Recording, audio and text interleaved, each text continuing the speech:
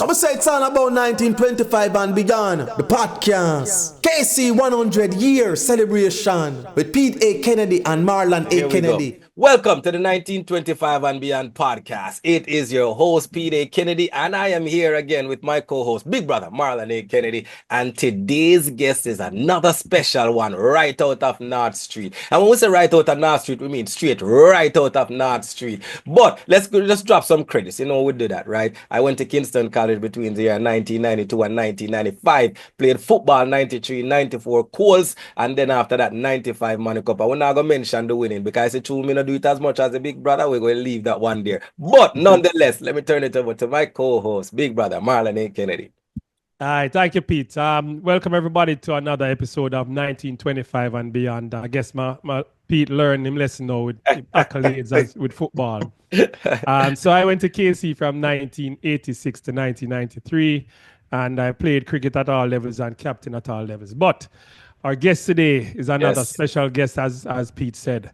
Our guest today is none other than Mr. Christopher Brown, one of the vice principals at the North Street campus for Kingston College. I'm happy to say as well that he's not only is he an administrator, an academic administrator. Christopher Brown is also a KC old boy. Yes. So we went to KC at the same time. And I'm happy to see that, as far as certain aspects of the school goes, we still have some of our Fortis brothers that are playing that critical role. Yes. So with enough said, Christopher, welcome.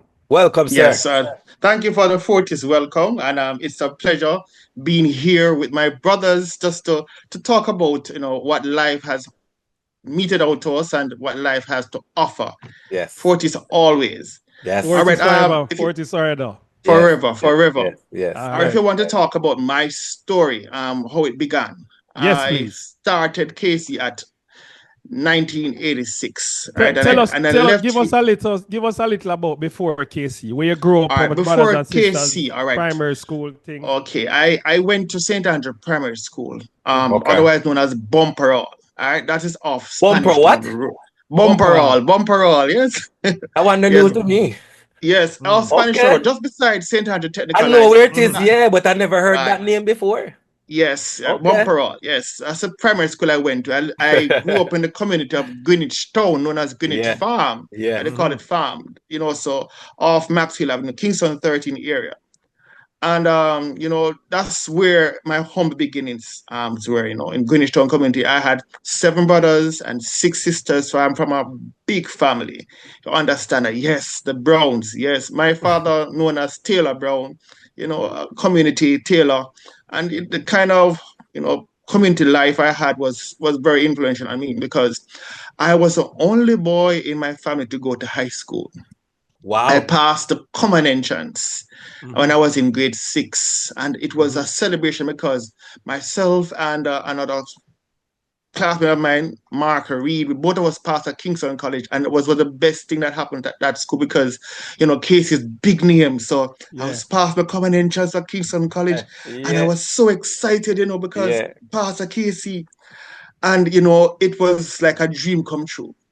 And what number you lie in the family? What where you falling on the line? Well, I think about it. I am like the third to last because I have 2 brothers who are younger than I am. Younger, Okay. Yes, so, if you can think of the family line, way down. So, yes. Right, so I have 2 younger brothers and all the others are older than I am. So that's where I fall in the family line. So imagine going to high school and leaving from 6th Street, Greenwich Town, going to Kingston College. That was like the best thing that could ever happen. People look up to me. I mean, in the community, I had a good friend up top farm, we call it, and his name was Krishna Brown because Krishna Brown and I were friends at that time. Krishna Brown was on purple shift, but I was on white shift. I wore purple epaulet. Yeah. I mean, he wore purple epaulet, I wore white epaulet. So those are the time when Casey had the shift system. Yes. And I was there to experience the transition from shift to, and so on. So it was a great experience, really. When I went to Kingston College, my first experience that really influenced me greatly was when I went to Champs. that was like the Friday when we marched to the stadium. Yeah, everybody That was talk like about that. was like heaven, you know. I Yeah. mean, that march, you know, we marched and we went, and Casey was, you know, we sang that, but because I was small and so on, I should have shout Casey, Casey, and from that Champs Day, I had a brother man named Paul Blackwood called me Casey, you know, because of how, you know, I was there shouting Casey, and Casey was like a life to me. You know, Casey has taught me a lot, and I've learned a lot from Kingston College. And I would say that the influence to learn more and to thrive more came from my first encounter with Mrs. Cameron Davis, Beverly Mhm. Cameron Davis. She was my teacher of English. Okay. And she gave me my first experience in poetry. I had to write a poem by myself, and that gave me a kind of love that Yeah. developed for English language. And also, I had a Spanish teacher by the name of Mr. Gordon Rowe. And Mr. Gordon Rowe taught me Spanish. But I mean, my love for both English and Spanish developed right there and then. But So, before you go any further, yes, VP Brown, I'm gonna yes. let you know that you're probably one of the Not few one of Casey old the boys. first. I'm gonna come and talk about Spanish. Love Everybody Spanish. talk about French. French. I And was talk about to say it. French with You're the the my only God. man so and far. everybody. So Yeah. you're right. You're the first person First, we yeah. interview. For Spanish, though, well, no problem, because Not the first to do Spanish, you know, the first person Yes, to speak love of Spanish. loving Spanish. Yes. Yes. yes, So that is because good. that's where my story began, because I developed a love for Spanish. Yeah. And when I was there, I mean, I had competitions in Spanish, and my teammate Kevin McGregor and Krishna Brown, all of those persons were part of the Spanish team when I was there. So I was actively involved in the Spanish club and so on. So it's Before the you go, love was there. before you go any further, let me just Yes. Pete, you know who Kevin McGregor is, right? No. You know, Kevin McGregor used to live up the road from me. Oh, yes, yeah. Oh. Miss McGregor's son, Miss Yeah, Rose's yeah, son. yeah. Yes. Alman told Okay. you. Yes. Yes, man, And that's him Kevin McGregor. sister Shernet. Yes. Yes. Man, they Good. never All hang right. out with me much, man. Kevin does a pass, and that's it. Yeah, man. Remember I move sharp. Yeah, man. It's a scholastic, more scholastic than anything, you know. He more man. academic, Yeah, driven. Stricken. Right, Yes, so- man. I believe We he love lives you. in Canada now. I believe the family resides in Yes. Canada now. Yeah. Yes. Big up yourself, Very sure. Kevin, wherever you at. Yes. So I mean, from there at KC, you know, the love for the language that began. And at KC, you know, I wasn't a sports person per se. I mean, I'm involved in team and so on, but I'm an avid supporter. I remember Maria Ventura. I mean, when I call her name, you know, I call it with praise, because Yeah. my first Colts match experience where 18 goals were scored in the match. That gave me such a, you know, momentum. I said, whoa. I mean, Casey wasn't like the bomb, because I mean, goals were being scored left, right, and center. I mean, that was, you know, a great experience. So I mean, throughout my years at KC, I want to say that every year at KC, the experience was wonderful. I know that being a school having such a great reputation and a great legacy, you know, that others would envy you and so on, because I was envied, because I had friends who went to Wolmer's and Calabar and so on, and trust me, every day we have our matches, you know, because we always say who's better and so on. But it was a kind of friendly rivalry, rivalry. And that show, because what? I always have to big up KSU. Whatever I do. My favorite color is purple, you know, it always be purple. Can't stop. I mean, it's just inevitable. Despite you wear a blue shirt today. Yeah, you know. Sky blue for shirt. the KC 100 Centenary podcast, you wear a blue shirt. But it's all right. You know, I never thought about that. But you know, no way I put on a blue shirt on me. So I mean, I you know, don't accept a blue shirt. But the point really is that at KC you learn to appreciate and and to move ahead in society, how to survive. So I Yes, got my yes. survival skills at KC. They were the good and bad and indifference at school, yes, but we made bonds and bridges and friends. Even now I still have KC personnel who I still communicate with, and even Roger Shaw was one of my good friends coming through KC, because he was Yes, actually yes. involved in ICF and so on. Yep. But I mean, that was good. So, as I said before, that influenced me greatly was Beverly Cameron Davis. So I left KC in 1993. I went to sixth form, and I left in 1993. And when I left, I went to work at income tax department. But it was, when you have a yearning to do something. I worked 1 year, and I went to Teachers College, the Michael, You're where up the road. yes, man, just up the road, where I did Yeah. Spanish and English. I was a Spanish Again. and English major. So I became a teacher of Spanish and English. And my first teaching job was at Alpha. And listen what happens. Alpha My Prime, first year at Alpha. Alpha, which Come Alpha? on. Convert of Mercy, man. Alpha. Okay. Okay. Alpha. Yes. So I was there at Alpha for the year. And guess what? I went to the bank and I saw Helen Douglas and Mr. Johnson, both of them. Yeah, yes. And Miss Douglas said, Chris, where are you? I said, I'm at Alpha. She said, what? Listen to me. And she clapped her hands 2 times and said, get yourself Yeah. over to Casey right now. I said, Mr. Douglas, I can't just leave my job like that. He said, what do you mean by that? Yeah. So Johnson said, listen to me. You have an interview on Monday and please Yeah, be okay. there. And I went to my interview on Monday because, Yeah. I mean, Mr. Johnson, a person I respected Yes, so much. yes, Yes, yes. And one. Helen Douglas, right, she Yeah, was like a Jano and mother. So, Dougie. Yes. so And we interviewed Dougie earlier too, so her story is truly exciting as well. yes. So I went, to the interview, and the interview wasn't an interview. I mean, it was a welcome, call. And That's a sit down I and had Yeah. chat.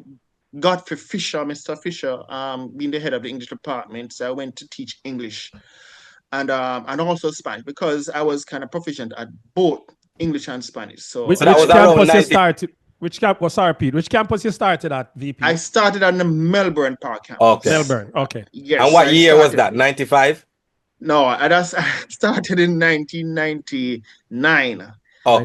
Teaching. 1999, I started at the Melbourne Park campus, and I taught both English and Spanish for that Yep. year.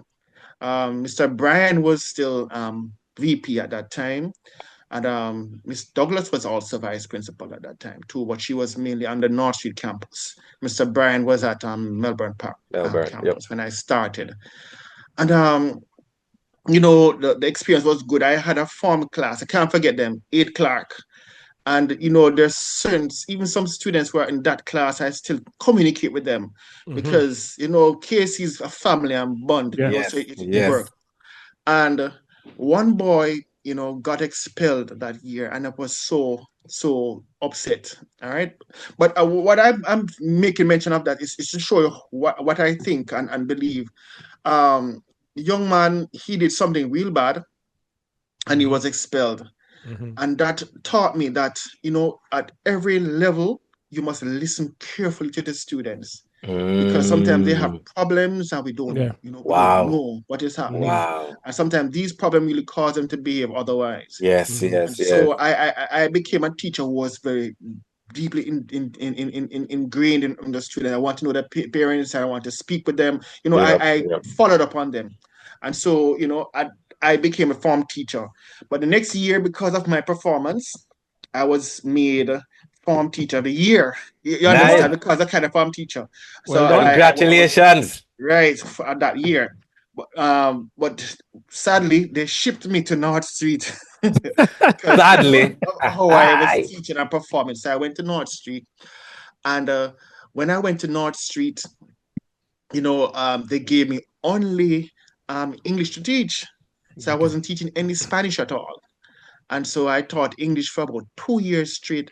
And the Spanish department, well, I kind of lend myself sometimes to them when they're going on camps and so on. And they were so impressed that they had to create a space for me for Spanish. That's right. Throughout my whole teaching life, I've been teaching both English and Spanish. Wow. I was made, we could know, head of Spanish department for a season. I would call it a season for about Hold on, 8 VP. months.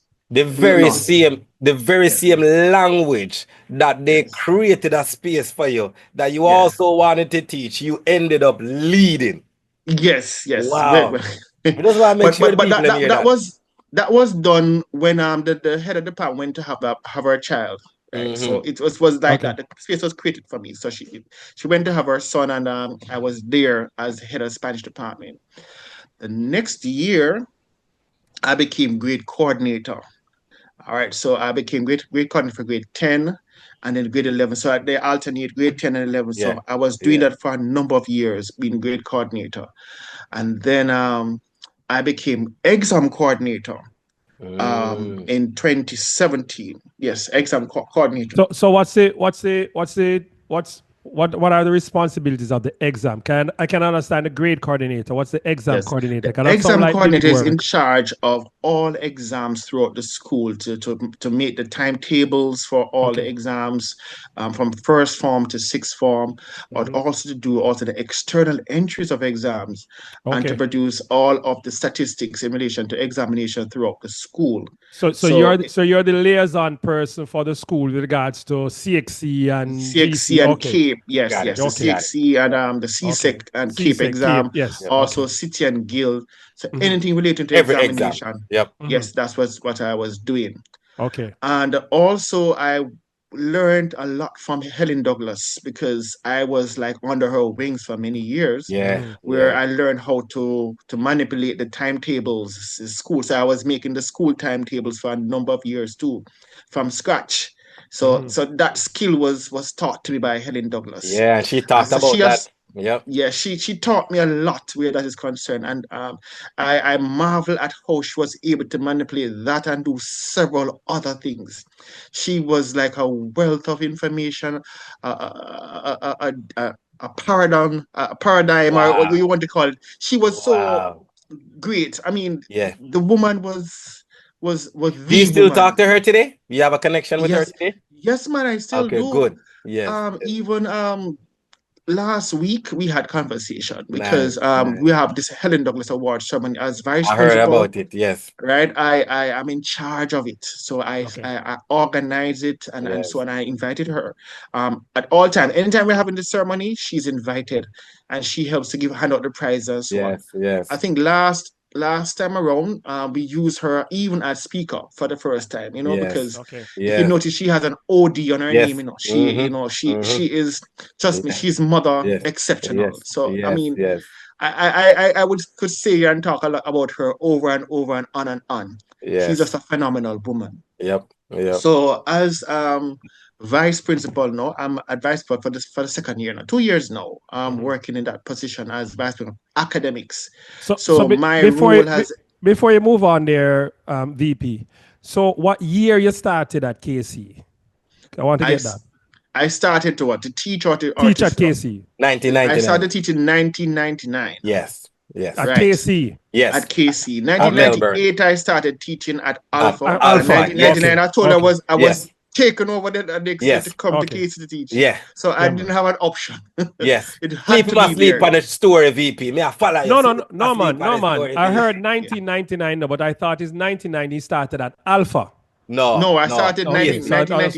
Melbourne. Yeah, Yeah. man. Yes. Yeah. All right. So 1999, I started at Melbourne. Mm-hmm. All right. So I'm now vice principal, and the role I'm in charge of academics, everything related to academics. So what I do now, I supervise the exam coordinator, and I'm also the one who now I'm in charge of timetabling, which I is a role that I've been doing for years now. So it is just now made easier through the computer system that we use and different programming. So it has been, a very easy task. But the ins and outs, I do know. Also, with hiring, of teachers, I work along with other vice principals that we hire different teachers, and I'm in charge of a number of departments. Yeah. So you sit on that interview panel for teachers prospective teachers for the school? Yes, I do. I do sit at that panel. Who are the persons that make up that panel? Well, normally it's the vice principals as well as the head of department, And at times we'll invite the guidance council to, it depends on the level of employment we're looking at. Okay. So right. So all three vice principals at times will sit, or sometimes two of us. But for the most part, we have a representative from upper school and lower school, meaning a vice principal lower school, vice principal upper school, as well as the head of department for that department. Yes. Particular subject. Yes. All right.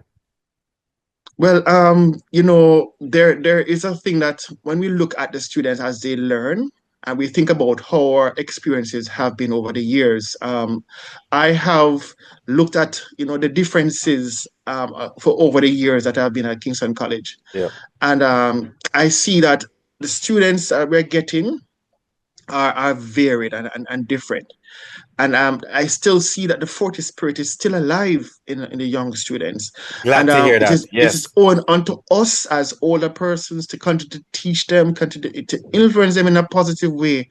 And I still see that there's still hope for even our country, because we still have minds that are eager and passionate to learn and to give, things, to offer Fortis spirit to the world. I think that we have a culture that is second to none. We have a culture that, the world need to emulate, because when you have a passion, like a KC person, that passion shows loyalty, it shows commitment, it shows devotion.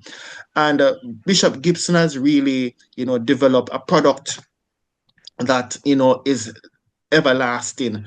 And I use the word everlasting because we're looking forward to, over the century, to see how much Kingston College would continue to influence the Western Hemisphere, because this is the best school. And we get a product sometimes, are rough, and we sharpen, we hone, and we fix young minds into what society really wants. Look at ourselves. They must think about that way, because KC has shaped us into the way that we are today. Yes. And I pledge within myself to continue that tradition, even though that there are challenges in it. There are a lot of challenges out there, right? But from the support that we get from our old boy bodies around the world, and the support we get from our teachers, because we get dedicated teachers. And if you're not having that kind of dedication at Kingston College, it doesn't belong to you. You can't stay here, because there's a lot of sacrifice and commitment that happens at Kingston College. People don't understand. And sometimes we may not have the best students coming in, but when they leave, there's an understanding that goes beyond, what we do. And they will always understand that if you cut our blood, our veins, our blood is purple, because we have, imbibed the Fortis spirit over the years. I do think and I do believe that as we model the behavior of our Fortis, brothers in the past, and as we model the behavior of the present, the future will be better if we continue to have more Fortis influence in the Jamaican society. That is my take. That's what I'm saying, because there's a positivity that comes from Kingston College that is nowhere else. There's nowhere else. Agreed. And some people don't understand, because I travel sometimes, and when I go to places and I see somebody just like Casey, may not have been in my year or within my decade. I'll use that. But you will know the difference, because we can relate. There's a kind of spirit that VP bro. Yes. Let me give you an example, VP bro. The other day, me and I drive through one of the malls them up in a halfway tree. Yes. I'm in the traffic to exit the mall to go on halfway tree road. And there's a gentleman coming out of a parking space in the mall. And VP, the man have a KC tie hung up in a front time car. Yeah. So you know what me do? Yes. Stop and allow the man to come in front of me. You see my brethren will sit down beside me. Say, me I sit down and watch him and know that you gotta do. No, you're gonna let in the KC, man. Yes. Then what is it for What do you do? if we Right. drive past the man, Yeah. and the man will exit the mall like Yeah. me, them must let Yeah. in the man. Yep. Eh? Yep. Very What much the so. hell Yeah. That's the way to and go. the man has screw and vex. And when we get the chance to pull up beside the man, I wind him window and say, "Oh, Fortis brother, little man beside me and grows, can me give you a bus." And he laugh. We laugh and go Yes. on what it is. That's how we say. Understand. Hey. Yes. Hey, We do. even here, VP, even here, Yes. almost every Saturday morning after I finish playing football, there's 5 minutes conversation about KC. Yes. Right? I play on a green team and I buy a Jamaica shirt just to make sure it not have nothing to do with Calabar. And up to Saturday we got the man them say, boy, only KC man them alone can wear Jamaica shirt. Even when we not, the man them still does in this KC thing. KC. And again, it's just this, it's camaraderie that, like you say, Yes. if you haven't been through Melbourne or North Street, uh-huh. you won't understand. And that's Very how much the rest so. of the world. But you see, we are there to be envied, you know, and when you're a legacy, when we're placed in a location where people have to look at you, they have to notice you, right? That's what comes with it, the envy comes with it. But the kind of pride that is there is a good one. And it's they're emulating good things. It's not a bad thing. They're emulating good things because what we are the ones who win the most. We have, so I think about all the records. Kingston College has the records, and we continue to make records and we continue to make ground. And our hope for this academic year is that we want to go 100% in 100. I mean, we're even for 100% in academic performance. That is our goal. Yes. And I assure you, as an academic vice principal, we are getting there. Yes. Right. And I'm serious about it. Really serious about it. I love that. We are preparing our students. Mathematics is one of our downfall. And we are working so assiduously at it to ensure that every student does well at maths. And that is how we're going at it. That is how we're going at it. So now let me ask this. Go ahead, Marlon, because to your story, so Richard, two we have questions. Go ahead, bro. Go ahead. No, so what I want to ask VP is that transition from teacher to administrator. How has that impacted you in terms of your leadership style? Because as an administrator, you're more of a supervisory and management role. So how has that impacted you as a leader per se?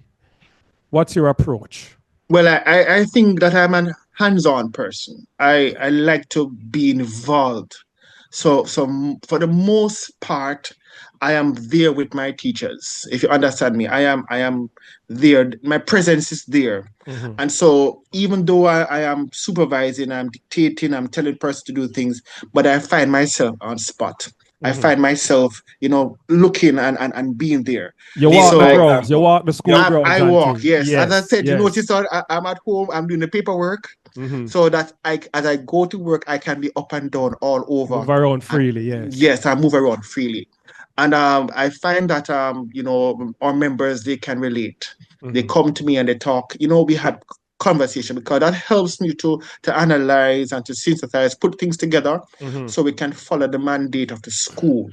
All right. So you have to get involved. Don't just sit down in the office and feel cool and nice. No, you have to get up and move around, get involved with what is happening. You know why a lot of leaders cannot do that? Is because you do what I tell a lot of leaders to do and that I do. There's some administrative part of leadership that you have to get done.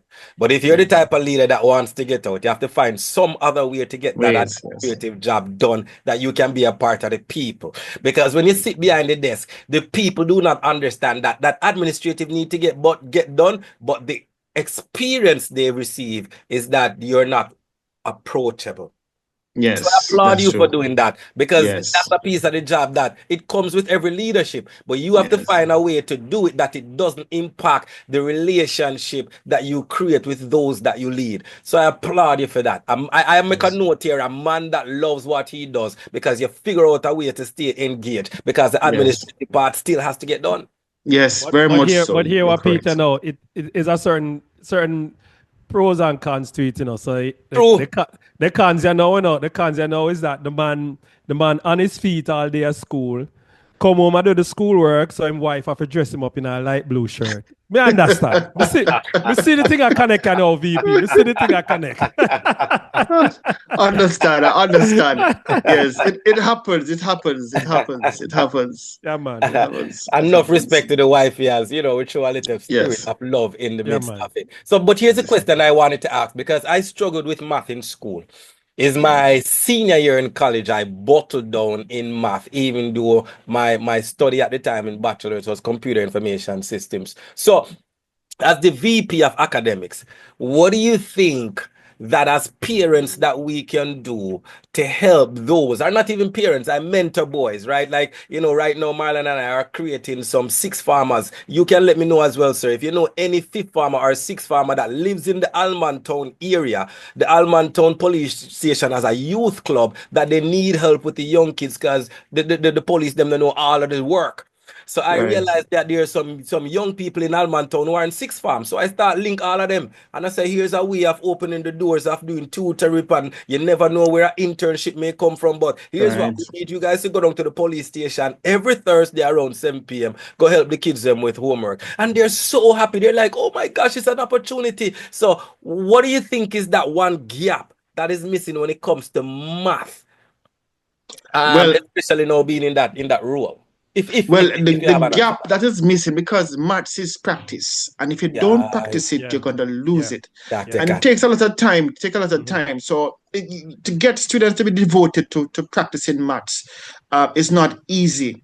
Very much not easy. So they have to develop what I call a timetable, time frame, so that throughout the years of maths, you have to devote some special time to it, because got it. Maths is a language all to itself, because if you get the basics, you should be okay. Yes, once you have the basics, add, multiply, divide, and subtract. Once you have that basics set, you shouldn't have a problem.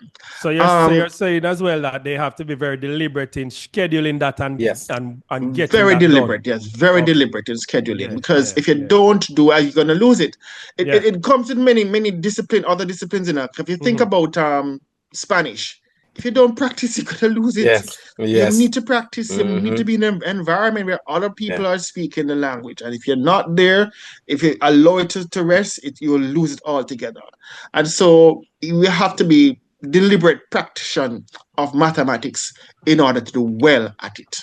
Wow, thank you for that. Thank you so much for that. I appreciate that. So what are the, and just to look at it here now, are there any immediate plans from your office, your appointment, in terms of, what's happening with KC for the rest of the year, apart from the big academic push? And are you getting external assistance with that as well?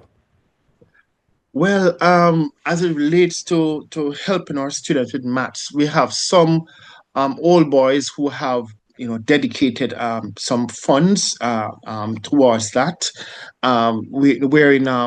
We have external persons coming in to help our fifth formers who are performing below the level.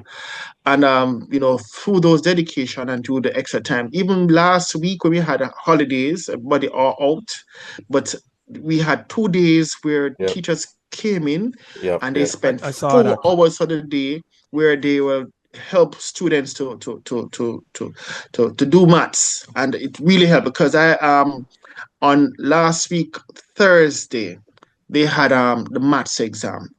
Sorry, Friday they had maths exam, and one of the boys came to me and said, "Sir, for those practice classes we had, it did so much for me, sir. If we never doing those extra hours, I would not have done well on the paper. He hadn't received anything yet, but he said that he did well on the paper. That man feel confident. Because of the extra hours he got. That is good. And I said that that's the results coming out from students being appreciated for what we're doing for them, because they're doing after school classes and they're doing extras in order to match up with the performance. I could say this, as always, KC's averages far above the national average, where maths is concerned. Okay. But we are not settling for a low average. We are going to aim for the highest. And that is what we're doing this year. That's the program this year. That all of our students will aim for the highest in mathematics and other disciplines too. So we are expecting that this year is going to be a bumper crop year. Yes. For our 100th anniversary, we're going to reap academic benefits for all of our students.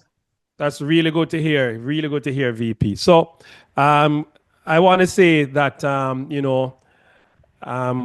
we want to thank you for accepting our invitation and for coming. Yes. I can easily say I can describe you as our English-speaking Spanish teacher that focuses on maths.